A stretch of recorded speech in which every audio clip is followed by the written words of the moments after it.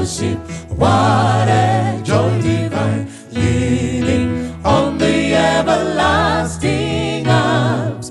What a blessedness, what a peace is mine, leaning on the everlasting arms. Leaning on Jesus Christ, my Savior, safe and secure from all alarms. Leaning on Jesus Christ, my Savior, leaning on the everlasting arms. Oh, how sweet to walk in this pilgrim way, leaning on the everlasting arms. Oh, how bright the path grows from day to day, leaning on the everlasting arms. Leaning on Jesus Christ, my Savior, safe and secure from all alarms. Leaning on Jesus Christ, my Savior, leaning on the everlasting arms. What have I to dread? What have I to dread? Leaning on the everlasting arms. I have blessedness with my Lord so near, leaning on the everlasting arms. Leaning on Jesus Christ, my Savior, safe and secure from all alarms. Leaning on Jesus Christ, my Savior, leaning on the everlasting arms. Sokorakanaka kunesua fami, apotino enda pasipo, asimu ponesi, achazo uyaje, kutonga umambo wake ariku, uyane kukasika, Jesuje ariku toka, Deva fami wake, Bachazotora apo Jesu oya, Makua hekare apo manorara, Wafafani wakafana Kristu, Bachazaruraje anu anomuka, Bachapona pamwe na Jesu, ariku uyane kukasika, Jesu je ariku toka, Dewa fami wake, Wachazotora apo Jesu oya, Ticha sangana kumusha wekudenga, Ticha imbane kuponeswa,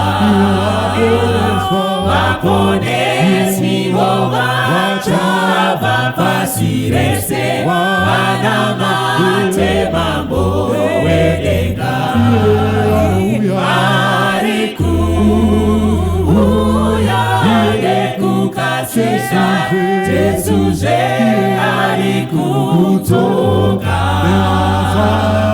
Deva fami wake, Wachazotora apo Jesu oya. Hallelujah, amen, ije hallelujah, Nekuda wirati tichashika, Namata simbira kufaradakara, Topeka biriye kudenga, Ariku uyane kukasi, Jesu ari kudzoka nevafambi vake vachazotora apo Jesu ouya. Haleluya, haleluya, amen. Ize haleluya, nekudawira tichasvika namatasimbira kufaradakara topfeka mbiri yekudenga ari kuuya nekukasika Jesu ari kudzoka nevafambi vake vachazotora apo Jesu ouya.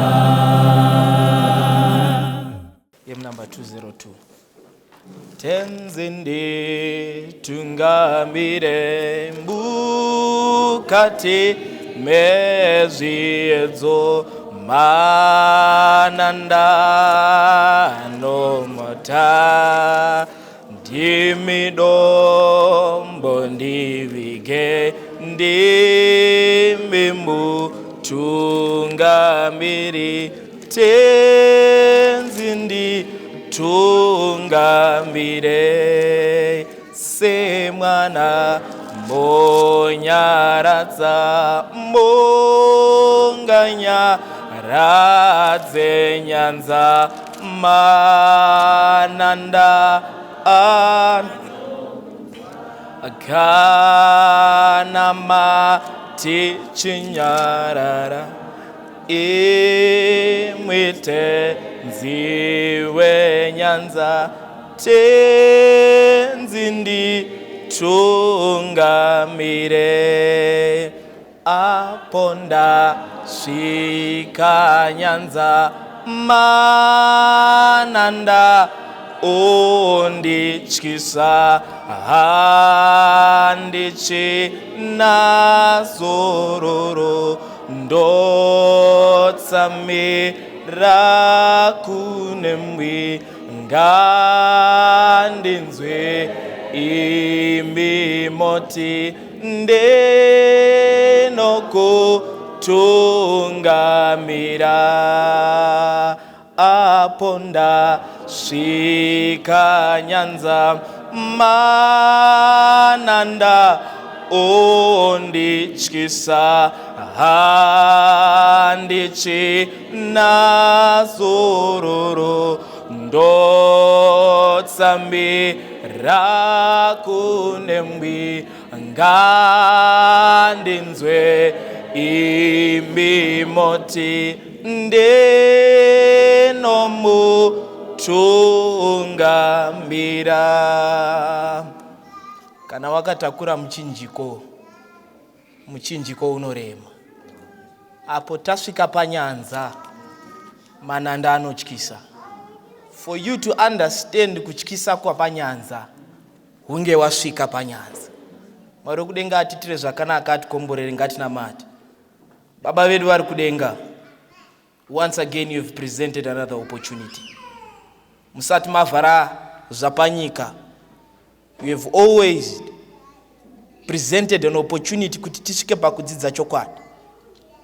Panguva dzino, in the very few short minutes dzatinadzo Mwari, why won't you touch our hearts with thy right hand? Tiri pamananda akasiyana siyana, but a peace of mind is that what we deserve. Tinotarisa kwamuri Mwari, what we expect kunzwai muchiti ini ndichakunyaradza. There is a God that saves. Indeed he saves.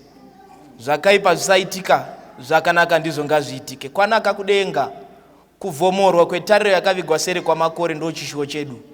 Kuburikidza naKristu Jesu inyenya akabayiwa pamuchinjikwa tichiti amen. Kwazivai vanhu vaMwari, makadi sangano, ndofara zvikuru kuva pano. Ndine mufaro usingatuvidzwi kumira pamberi penyu. Ndine confidence that we are left with but a few short months to a few short years of the coming of Christ. I'm sure atisisina nguva stereki tiri panyika. Mumuimbo wekwedu anoti nziyo dzekumusha takutodzinzwa munzeve. Kuti tafunga ngemusha tinobva tatanga kuchema. We are left with but a few short months. Let's just hold on for a moment. Jesus is coming again. Zapanyika zvakutobvuma. Ndandiri kuona news msuno. When abortion iri kudebatewa to be a right, we are closer than we first believe. When wars and rumors of wars are coming every day, we are closer than we first believe. When killing people has become a norm, we are closer than we first believe.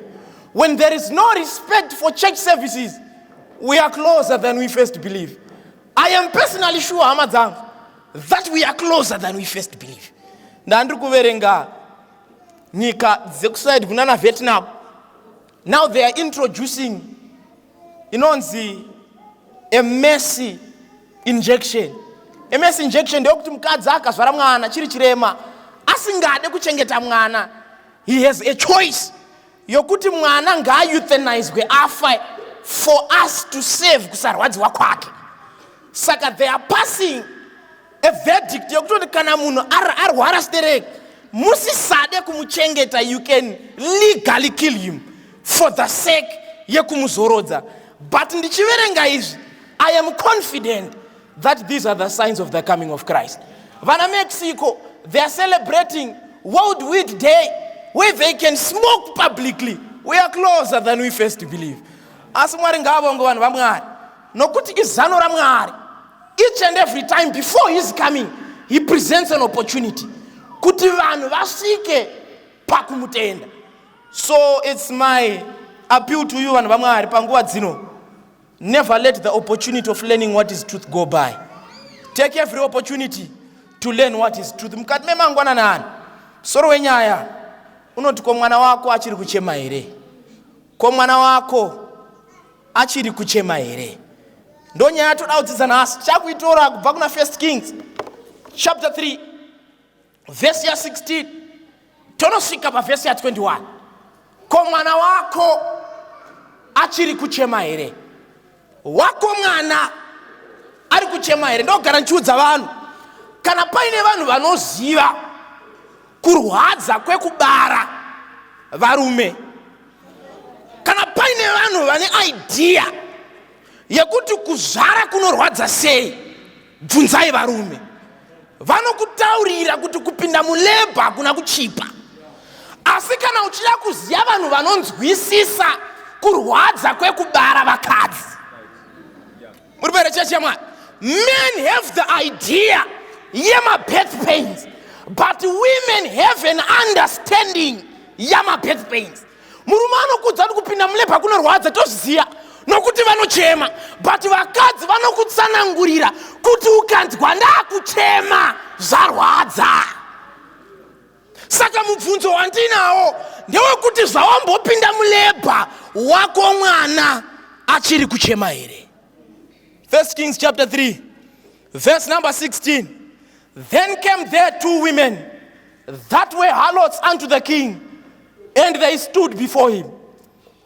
And the one woman said, O Lord, and this woman dwell in one house, and I was delivered of a child with her in the house. And it came to pass in the 3rd day after that I was delivered, that this woman was delivered also, and we were together, and there was no stranger with us in the house, save we two in the house. Verse number 22. And the other woman said, Nay, but the living is my son, and the dead is thy son. And this said, No, but the dead is my son, and the living is my son. Thus they spake before the king. May the good Lord add a blessing to the reading of his word. Now, amazinodikanwa panguva dzinondoda kudzidza neminyaya. Mwari vachitibatsira patinobuda padoo, ask yourself, mwana wangu achiri kuchema here kana kuti mwana akanyarara. Nokuti pane vamwe vanhu vanogona kufunga kuti vana vari kuchema izvo vana vavo vakanyarara, vari kuyamwisa vana vasisayamwi, but they still are holding vana vavo pamaoko avo. Now 1 Kings chapter 3 iri kubudisa imwe nyaya yavakadzi vairi vanozvipresenta pamberi pamambo vaine nyaya yavo. Na ukadzidza zvakanaka, mambo ari kutaurwa ndiSolomoni ndiye ari kupresenterwa nyaya navakadzi vairi. Now ndisati ndaenda pavhesi ya16, I had a question to myself, who is Solomon? Ndokubva ndadzidza kuti Solomon aiva mwana wavamwe mambo vainzi David. Na ukaverenga 1 Kings chapter 3 vhesi ya5 uchidzika, inoti rimwe zuva manheru Solomon anga akarara, Mwari kwakubva azvipresenta kwaari zvikanzi, nai Solomon, unoda kuti ndikuitire chii muupenyu? Amuri pere cheche Mwari? Now Solomon ari kubvunzwa a question, unoda chii ndikupe? And I asked myself as nai Mwari, dai ari 2022 mondibvunza kuti unoda ndikuitire chii, what was my answer? If the Lord was to come to you today okubvunza, nai shamwari, unoda ndimbokuitira chii, chii chaungati Mwari akuitire nhasi, what would you want? I am sure kuti dai ndiri towards kunyora mazama ndaiti Mwari, I need a distinction. If I was in my late 20s, I would say Mwari, I would need to be married. If I was going to work, ndaiti Mwari ndoda kubudirira. But inzwa mhinduro yaSolomon, Solomon haazitarisi, anoti chandinotsvaka uchenjeri. Muri pere cheche Mwari? Saka pandai ndiri kuverenga 1 Kings chapter 3, Mwari pavanobvunza Solomon anoti, Mwari imi munoziva kuti vanhu ava vanonetsa kutungamira, saka nekuda kwaizvozvo ndipei njere dzekuti ndigone kuvatungamira. Mwari bvavati, hold Solomon, your request or your answer is very good. Nemhaka yokuti iwe hauna kuzvifunga, I am giving you a bonus. Saka inzwa, Mwari akapa Solomon mariches even though asina kuakumbira, because the answer ya Solomon yaita kuti mariches amuteere. Saka Solomon ari kuti, Mwari zvamunondipa, make sure zvamunondipa zvinofana kubatsira chembere iri kuzaka. Zvamuchandipa, make sure nyerera neshirikadzi ngadzibenefit. Whatever that you will give me, make sure the community benefits. Zvikati naMwari nekuda kwaizvozvo, I can entrust you with everything for the community will benefit. Na hama zinodikano, regai ndibokubvunzai, pane zvinhu zvamuinazvo nhasi, is the community benefiting today? Whatever that the Lord has given you, Mwari akakuti upase, kupasa kwako kunei nechembere iri kuzaka. Mwari akakupa mota yako inei nechembere iri kuzaka. Mwari akakupa imba yako inei nechembere iri kuzaka. For unto Solomon the reply was based upon others. Self-denial. Solomon ari kuti, Mwari, I don't care. Ini ndipe zvinhu zvokuti even the community will benefit. Mwari ngatibatsire chechi yaMwari. As we are living in the last days, let the money in our hands be food to those that are hungry. The money that we have, let it be clothes to those that are naked. Let it be food to those and water to those that are thirsty. Chikonzero, money is a trust from God. Solomon anobvazi nekuda kwaizvozvo. Solomon ndaakukupa mukana wokuti zvimwe zvese zvikuteere. Saka Solomon chaanorequesta, Mwari anobva atesta. Saka Solomon ati ndoda njere. Zvikanzi naMwari, it's okay, I am giving you njere dzacho, but I would want to see kuti zvawataura ndizvo here, njere dzacho will it benefit the community? Saka Solomon anobva apiwa. Na achingogara pachigaro panobva pasvika vakadzi 2. Teererai chechi yaMwari, kana paine chinhu chinonetsa kutonga, inyaya isina mawitness. Na ukaverenga nyaya zvakanaka, zviri kunzi mamusina mumwe munhu, we were just 2. Na kana paine chinhu chinonetsa, inyaya isina munhu anowitnessa. Solomon tonga nyaya, wati unoda njere vanhu vauya varida kusoverwa. Ukatoverenga vhesi ya17 inoti mamusina mweni, tatiri vairi mumba macho. The Lord provides a test. Tonga. Handuda kutonga. Tonga. Vakadzi vakusvika tapa vhesi ya16. Zvikanzi mukadzi anosvika oti teererai mambo wangu, takanga tigere paimba imwe ini nemukadzi uyu. Ini ndokubva ndapona mimba 3 days later uyu kwakuponawo yake. But it so happened that mazuva afamba uyu akararira mwana akauya akanditorera mwana, and the story goes on. Saka pandakaverenga nyaya iyi ndakati asi nhai Mwari, Solomon lived long ago, how will it benefit me? Solomon and these women vakararama kare. I'm living in the 21st century. Tiri kurarama munguva ine chekuita ne digital technology. How will this story benefit me? What will I learn, Mwari? Panyaya yakaitika kare. Chandinoda kudzidza zvinhu zvinondibatsira nhasi. What will I benefit? Saka 1 Corinthians chapter 10, verse 1, anobva anyora Pauro oti teerera mufana, as you are living in the last days, handidi kuti ushayiwe kuziva pamusoro pamadzibaba edu. Going back to the Old Testament, you will learn of what will happen in the New Testament. Tiripo church yamwari. Saka 457, great controversy. Inobva the history of the ancient Israel was a striking illustration of the Advent board. Zvakaitika kare zviri kungoitika nhasi. Tiripo church yamwari. Saka my question was, so what will I benefit? Ndatopa chapter 12, verse 1 book ya zvakazarwa. I would want to see what vakadza kunhasi vanondibatsira chii. What will I learn from there? Saka tapana chapter 12, Revelations, verse 1. Now John starts to write off another story. And there appeared a great wonder in heaven. A woman was clothed with the sun and the moon under her feet. And she, being with the child, she cried in giving birth and pained to be delivered. Verse 3, and there appeared another wonder in heaven. Now, stay right, church. Zakaitikam Old Testament. Mwari akuti, in the later times, you need to discern and understand. For something zvakaitika kare should provide a lesson to us vararamanas. Tiripara church. Saka panapa pane vakadzi vairi vari kuita present themselves before the king. Vari kuita present themselves before the king. Bible riri kuti nyaya yavo yanga iri nechekuita nemwana, kuzvarwa kwake nekufa kwake. Saka pandiri kuverenga manje chapter 12, John the Revelator then starts to write about a certain woman. Ari kuonekwa pana chapter 12, zvikanzi anga akamira pamusoro pemwedzi, akapfeka zuva, nyeredzi dziri pamusoro pake. But verse 2, for she cried because she wanted to deliver. Tiripari church yamwari. Now ukaenda kuna first Kings chapter 3, mukadzi uyu anongoti ini ndakapona mimba. But ukaenda kuna chapter 12, mukadzi uyu hatangi nekupona, anotanga achema ozopona. Tiripari church yamwari.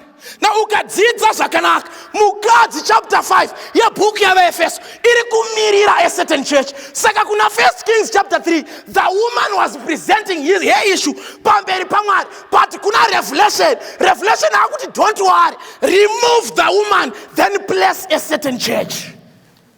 So there is a certain church in the last days. Bible shokora mwari kuti she was clothed with the sun, standing upon the moon. Aine nyeredzi pamusoro pake, but akachema nokuti aida kudini. Tiripere church yamwari. Saka first, now we need to compare 1 Kings chapter 3 na Revelations. 1 Kings chapter 3, who starts to come into picture? It is the woman angazotorerwa mwana. She started to plead before the king.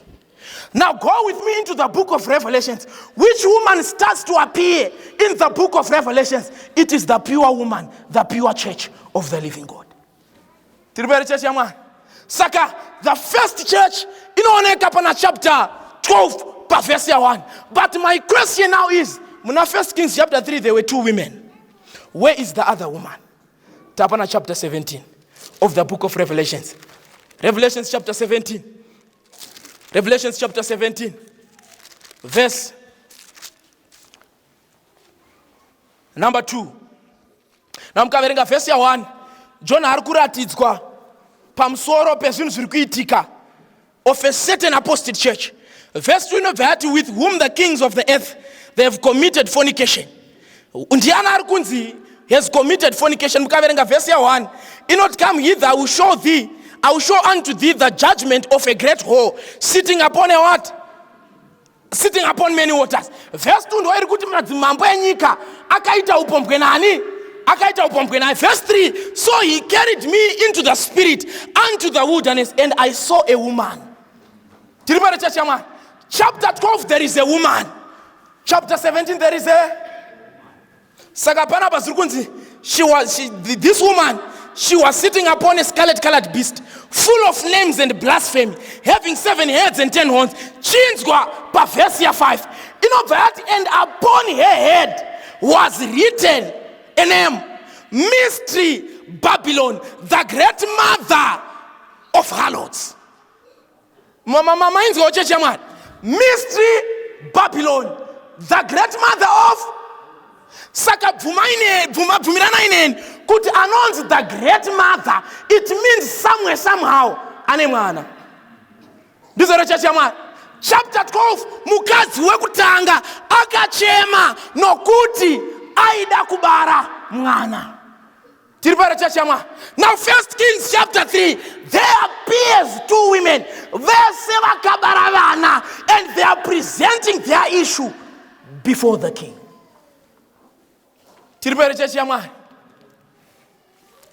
Saka, I just want to compare these 2 women.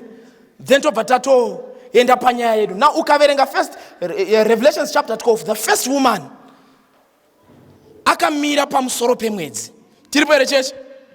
Ukaenda kuna chapter 17, this woman akatakurwa ne scarlet colored beast. Chapter 12, this woman is clothed with the sun. Chapter 17, this woman is clothed or she's arrayed in purple and scarlet.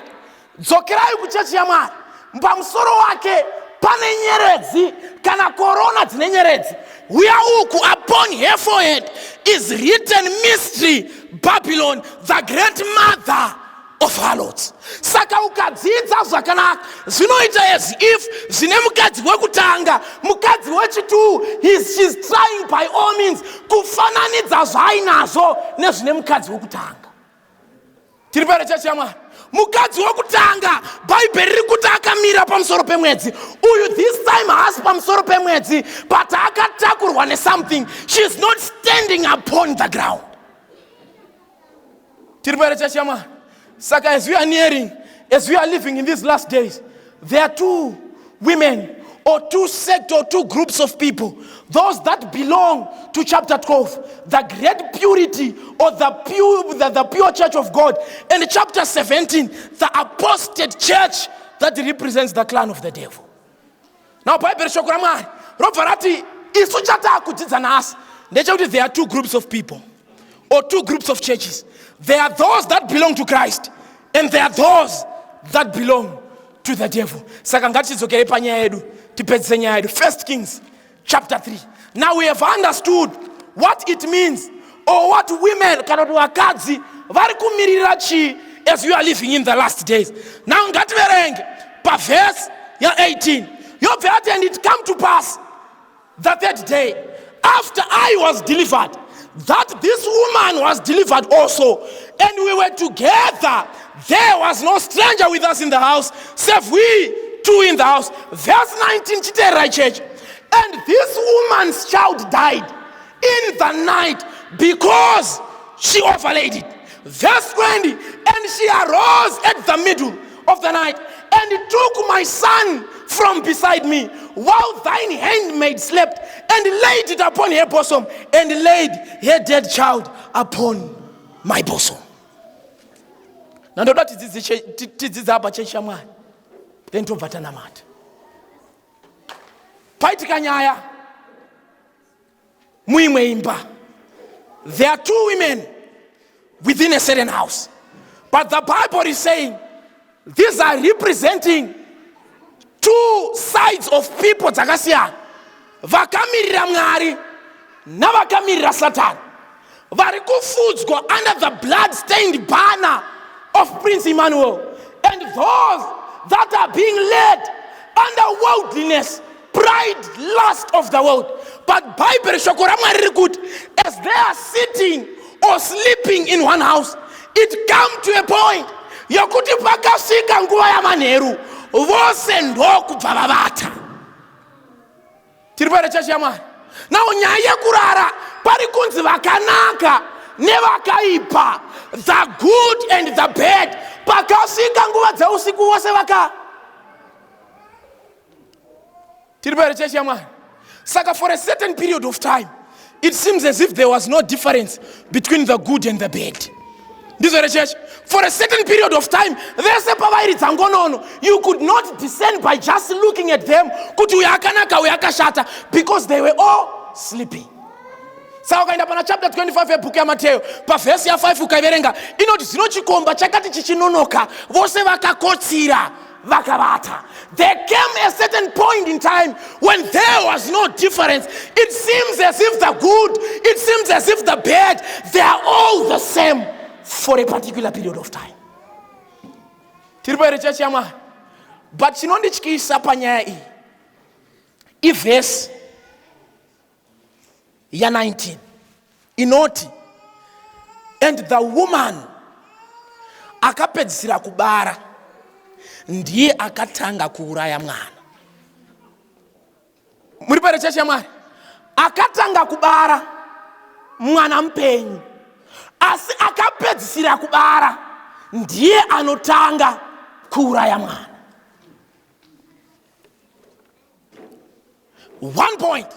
The second point note, kuuraiwa kwemwana inyaya yokuti akararira mwana wacho, mwana kwakubva afa.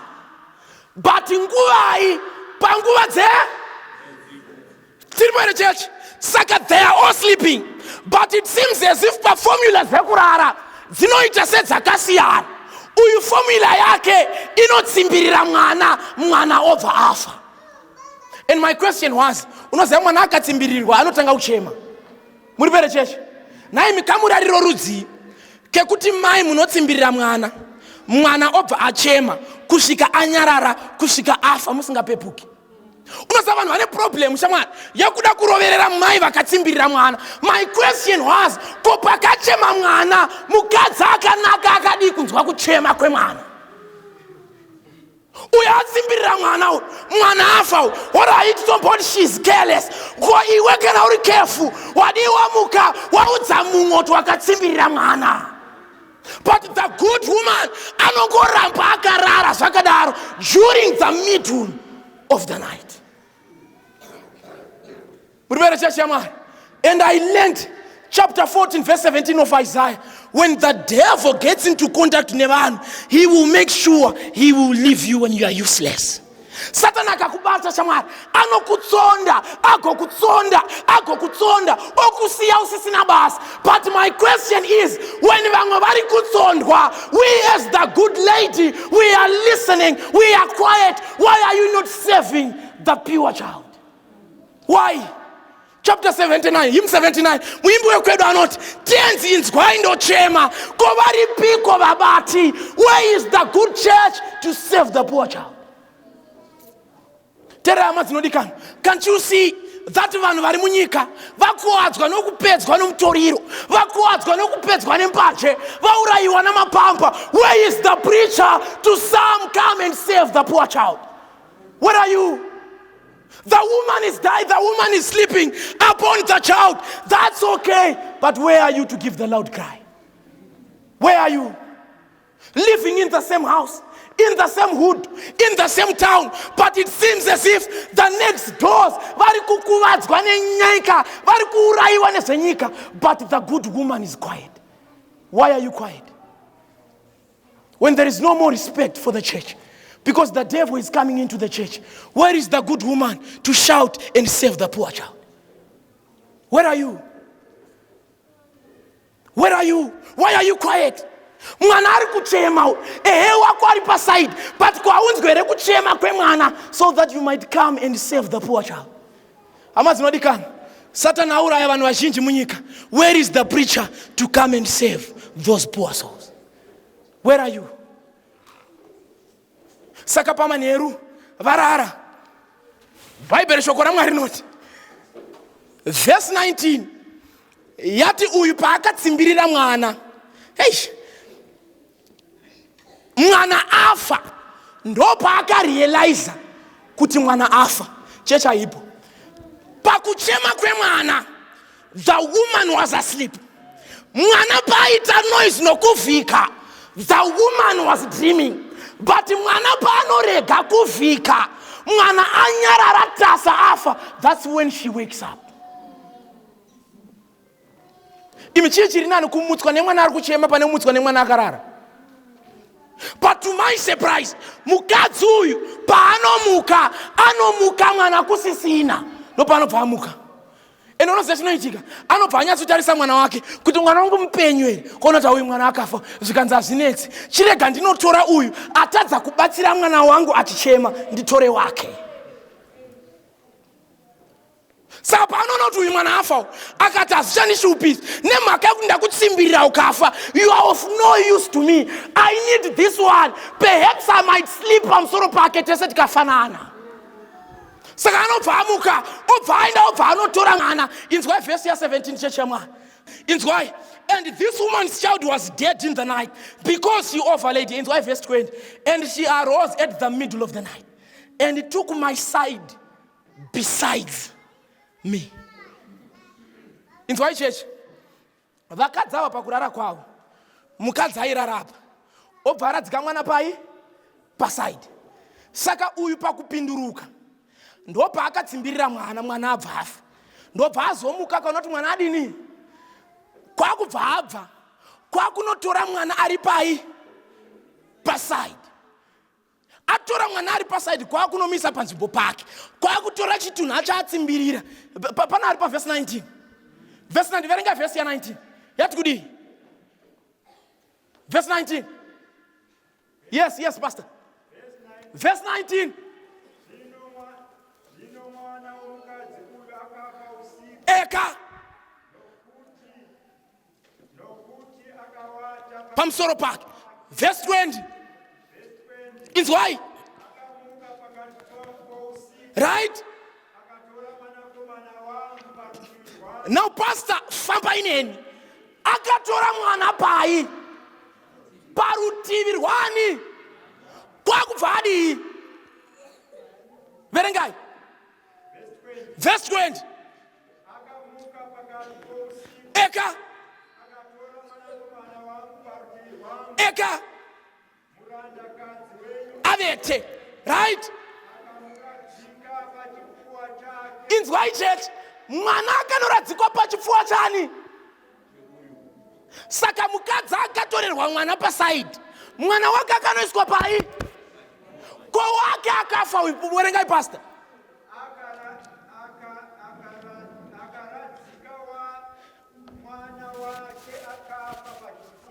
Chechi yaMwari teererai, mukadzi akatorerwa mwana paside, but paanodzorerwa mwana, mwana haiswe paside, mwana anoiswa pachifuva. To my surprise, mukadzi akanaka aamuki.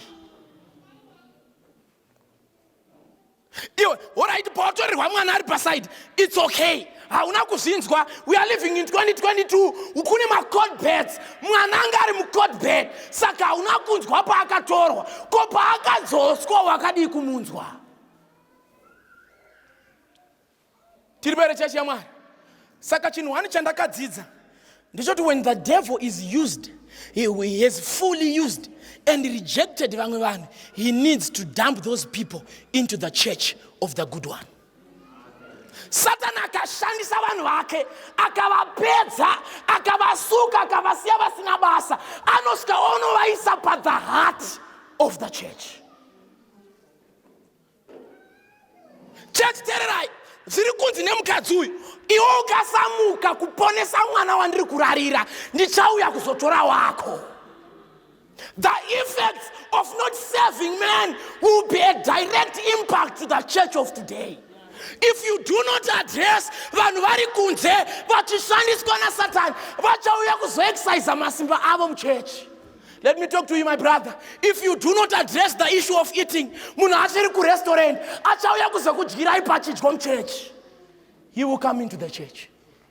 If you do not address the issue of dressing,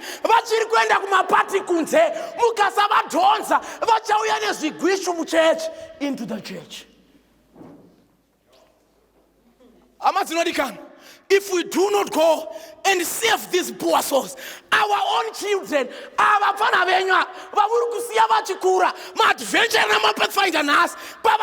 senior youth, he will come for them. He will come for them. If we do not stand up today as a people, as a church, to address the problem of the world, the devil will address his problem in the church.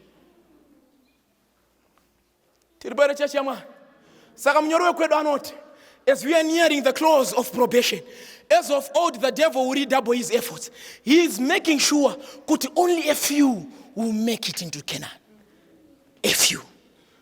Mama, is there a difference? Is there a difference? Pa chatting system WhatsApp. Is there a difference? Saloon. Is there a difference?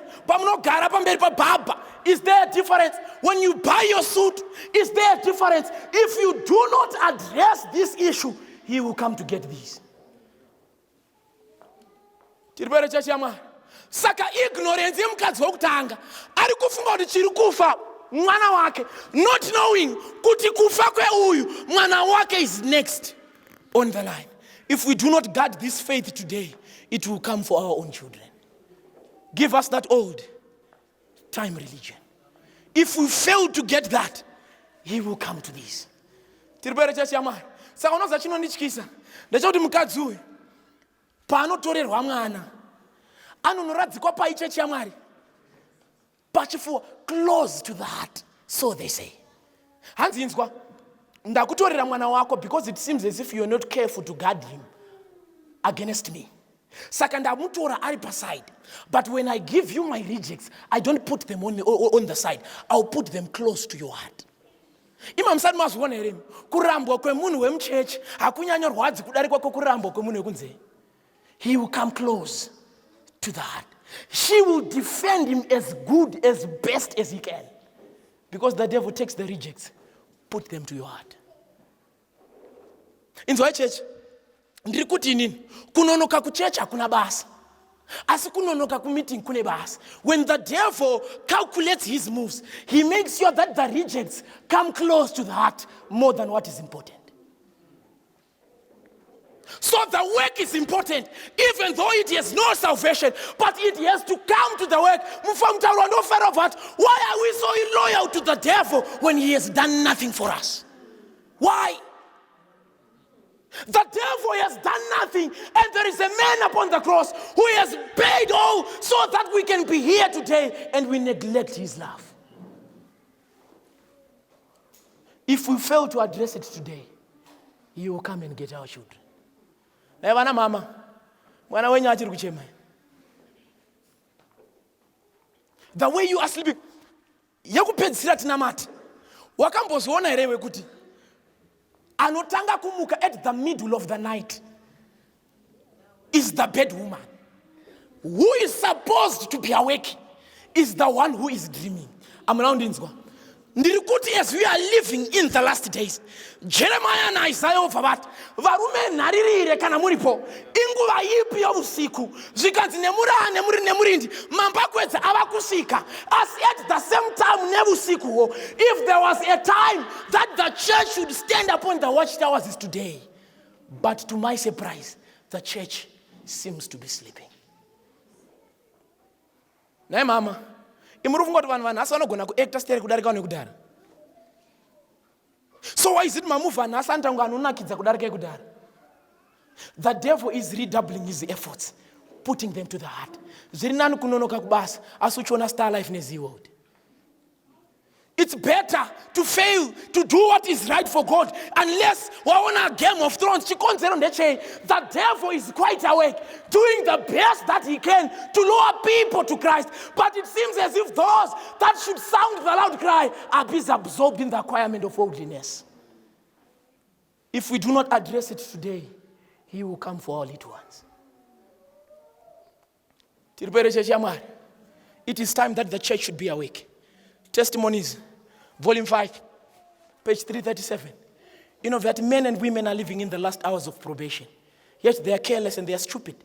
Ministers will not arouse them because they themselves, they are asleep. Sleeping ministers preaching to a sleeping church. But praise be to God, for there is a God who can present so that we can all be awake today. It is time that we should be awake.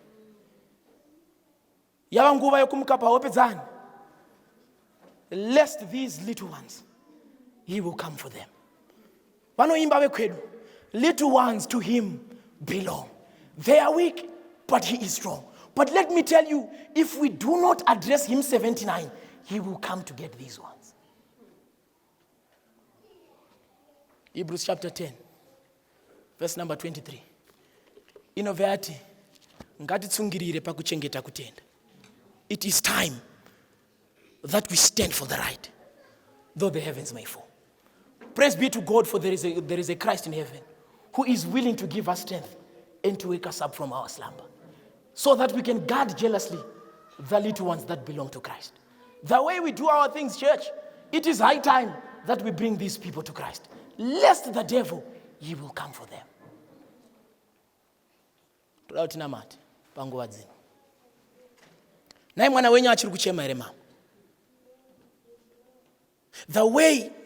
The amount of time that you take reading your Bible, do you think mwana wenyu wekutenda is still awake?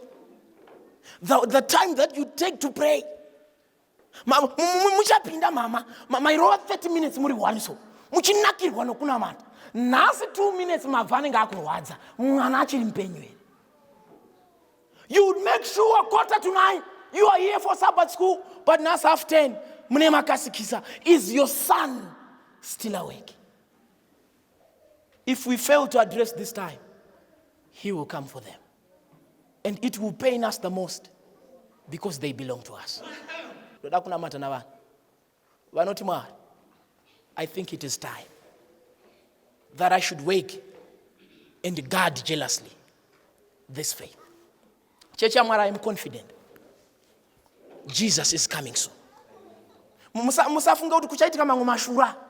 Ndiwo mashura achwa. Jesu achauya makomba chidedzera kopa kabana. Kanzu richimanyisa vemisika.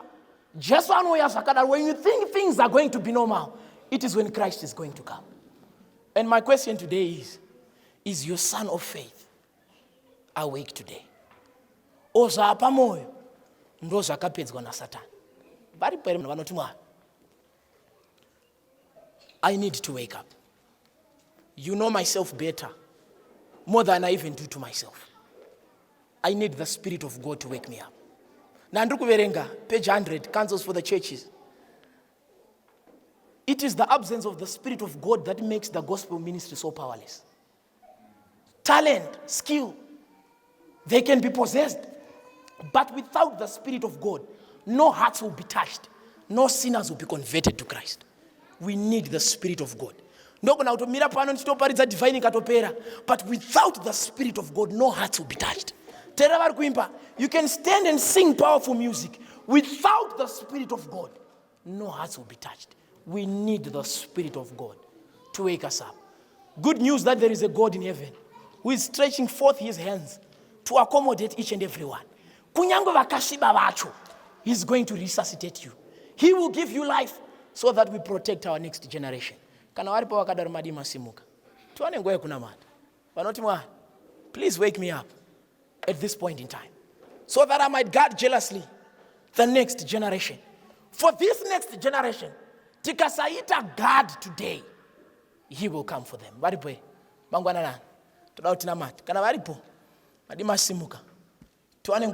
May God bless you. For the sake of my child, I need your spirit. Baba wedu vari kudenga, ndoda kutendai panguva dzino. We had, out of ignorance mwari, kuita sekunge tasiya vana vakatorwa. Right now they are exercising the best that they can in drugs. The best that they can in acquiring things that will lead them to destruction. But thank you. You have warned us of a crisis that is coming. It is even amongst us that if we do not stand to proclaim the loud cry that there is a Jesus that is coming, when the devil is done, the only source where he can come and get the children, you know them best. Living in the last days, we need the Spirit of God. We may try as best as we can, but we are doing nothing. Kurunzira kwemisi yose kwakatitenderedza. Chatinokumbira Mwari ndechekuti kana tazova kudenga gare gare, takukurukura nhau dzamakundiro, may this service be included in the discussion, for we would have made the rightful choices to follow you as Christ in our personal Savior. At the end of the day, Mwari, nyorayo mazita edu zamunoitira hama dzenyu, itiraivo kunyangwe nesu. Kwanaka kudenga muvhomoretari yamakaviga seri kwa makore. Mbiri nerukuzospiwa kwa muri, kuburikidza Kristu Jesu inyanya kabayo pamuchinjikwa chiti amen. May God add a blessing to the reading of his word.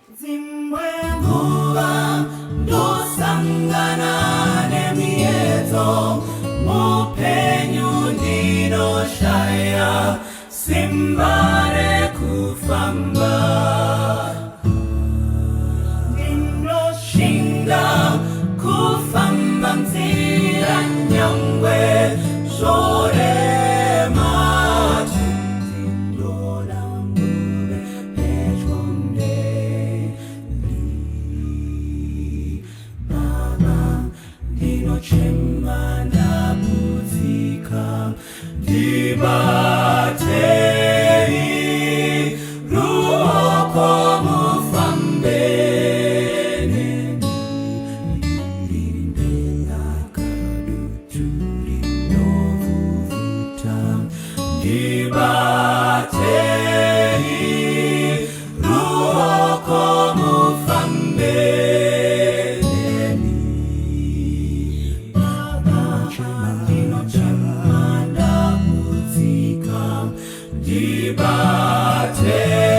dibatei ruoko mufambene lirindenga kaduturi novuvuta dibatei ruoko mufambene makandidzidzisa kunamata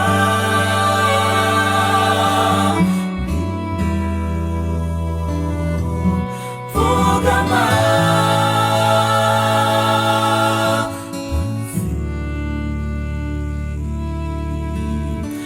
Ishendino chema Babanda kumira Mosa zonisia Dega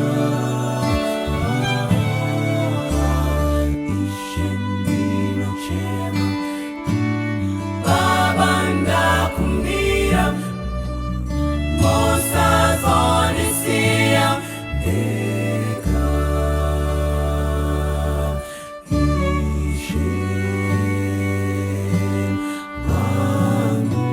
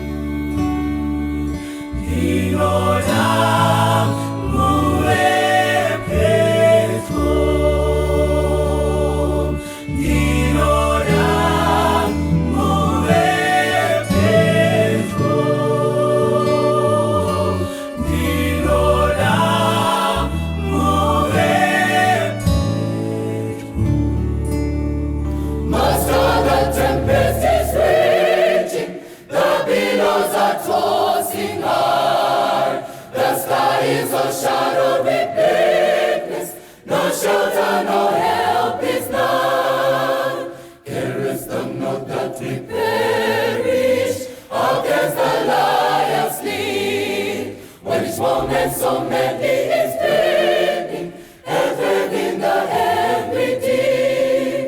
The winds and the west shall obey my will. Peace be still, oh peace be still. Weather the wrath of the storm to see. No demon, no man, no whatever it be. No water can swallow the ship when us, the master of ocean and endless sky. They all shall sweetly obey my will. Peace be still, oh peace be still. They all shall sweetly obey my will. Peace, peace be still. Tendi kuchapa zopira, cheseja zosorora, nenyanja yazoteramira, engara zovapeto, chimiranyi mununduri, musatisieba, tichashika kumaombe kome, tizorore ikweyo, mananda anonditerera, kana kushatirwa kwenyanza, masharika na vanhu kana chini, mvura